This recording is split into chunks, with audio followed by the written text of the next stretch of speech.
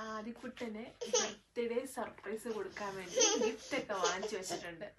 അപ്പം ഞങ്ങൾ ആദിക്കുട്ടന് അറിഞ്ഞിട്ടില്ല അവര് ഗിഫ്റ്റൊക്കെ വാങ്ങിച്ചു വെച്ചിട്ടുണ്ടെന്ന്. അവൻ വിചാരിച്ച ഗിഫ്റ്റൊന്നുമില്ല, ആകെ മൊത്തം വിഷമമാണ് ആൾക്ക്.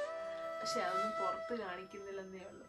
അപ്പം ഞങ്ങള് ഗിഫ്റ്റൊക്കെ വാങ്ങിച്ച് പാത്ത് വെച്ചിട്ടുണ്ട്. അപ്പം ഞങ്ങളെ ആദിക്കുട്ടനെ വിളിക്കാൻ പോവാട്ടോ.